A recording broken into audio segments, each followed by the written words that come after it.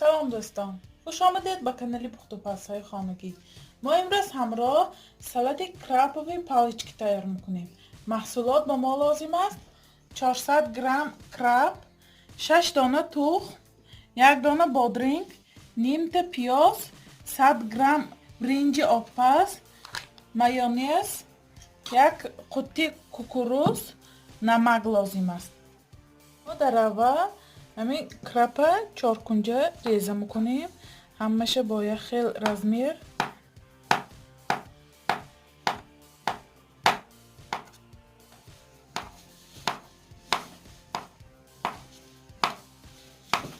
من همشه خوب شروع میده کردم. اکنون من تخم میده میکنیم، ریزه میکنیم. ما سفیدی و زردشی جدا میکنیم. زردش برای ما لازم، برای آرایش.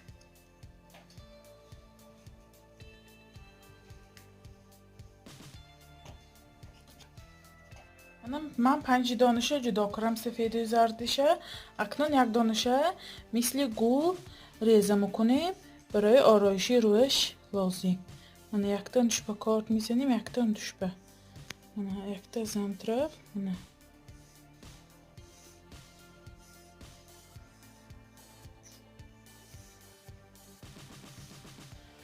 گرد به گرد کار زدم. اکنون آهسته جدا میکنیم.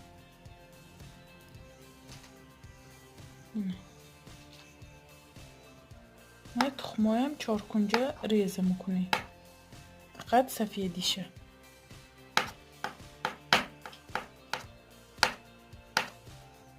من بادرنگم چارکنجه و من پیاز میده ریزه کردم. اکنون سالاد تیار میکنیم. یکم قبطش به گرنج میگیریم. نیم تشه گرنجه شروع کلوله میکنیم. همین تریلکه به گرنجه گرفتم. من مایونیزه اینجاشه کمتر برید، خودش باره که شروع میبیاد. من مایونیز میکنیم، کمتر نمک میپاشیم. من دویم قبطش به کراب،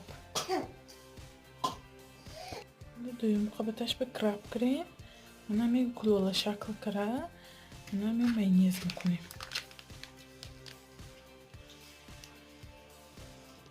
اکنون تخم، من تخمه انتشه گرفته شروع همین کلوله شکل کرده میگیریم بالای میکراب. من پیاز میگیریم.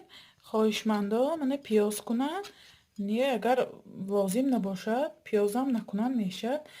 برای کرابوی پالیچکی سالاد حتما پیاز کردن لازم، بینید با لذت میکنه. بادرنگ میگیریم. من این قبطش به مایونیز میکنیم. من یک بار دیگر من کراب شروع بالای بادرنگ میگیریم.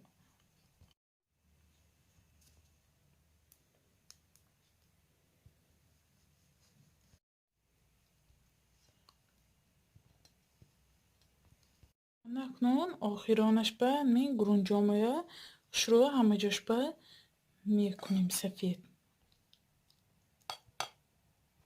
من همه آخر من جواری مکه همشه گردابه گرد می سالاتمون میگیریم.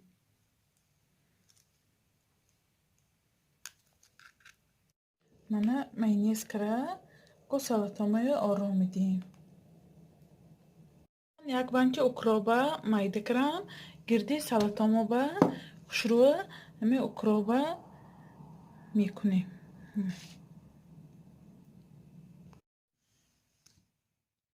من تخمای میده کردم زردشه کمی بالای جواری مکه میگیریم. شروع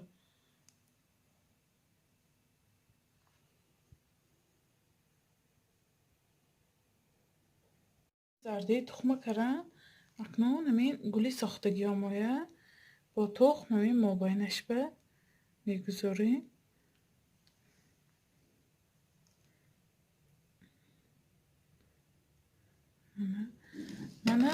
من سبزی آب جوشانیدم. نه مثل گل. من همین برگی زرد با این من ریزه کردم کو من 4 طرفی سلطامو میگذاریم.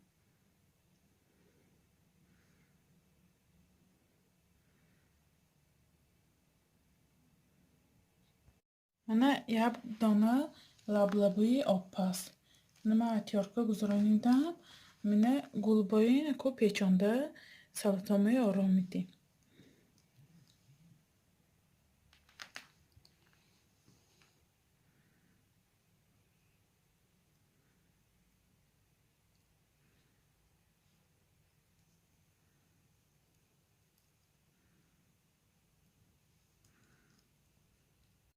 Mana این گلشه نه لبلبوکی میگذاریم. نه برای باز هم زیبا شدنی سلطمان من اکراب میگذاریم. همین جاش به اکرابی من همین شاخچی میگذاریم. به نهایت با زیبا میشه.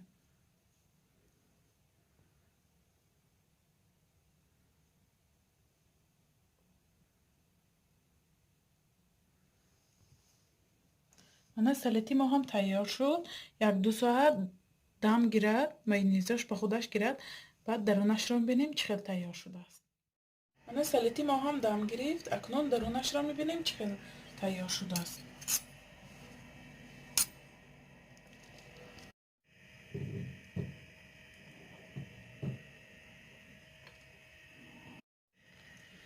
چگونه میبینید سلطی ما به این نهایت با لذت عجایب تیار شده است.